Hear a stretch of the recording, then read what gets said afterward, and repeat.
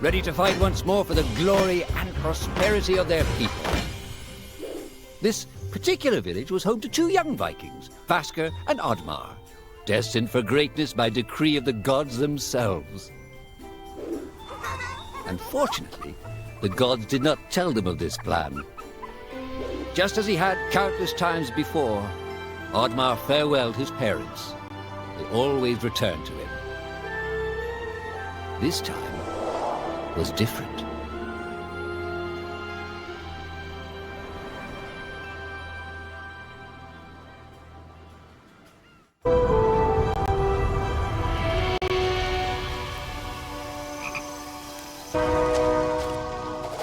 Fast, and the Viking warriors continued on their pillaging voyages and grew ever richer.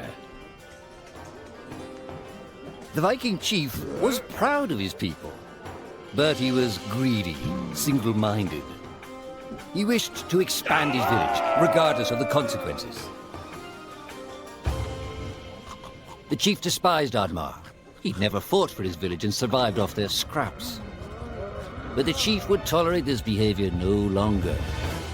Oddmar would have to single-handedly loot the forest, burn it to the ground so their village may prosper. And if he refused, he would face the same fate as his old friend Vasker. After being ridiculed by his village, Oddmar ran home to his hut.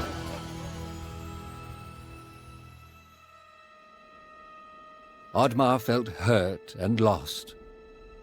He loved his people, but he couldn't be what they wanted him to be. Perhaps he thought he wasn't a true Viking. Maybe some sleep would do him good. Oddmar couldn't believe his eyes. At his side was his long-lost friend Vasker. And in front of them stood the hallowed gates of Valhalla. "Wait!" cried Oddmar, as his old friend stepped into the light. In front of Oddmar appeared a strange apparition, a forest fairy. She condemned Oddmar's selfish ways and his squandered potential. He had let down those closest to him. He did not deserve a place in Valhalla. But she offered him a deal, a great power. If used correctly, perhaps he could earn his place in Valhalla, but at a price. Oddmar woke up with excitement. What a strange dream. It felt so real. And how did this pouch get here? Was this what he saw in his dream? He looked inside the bag. A mushroom?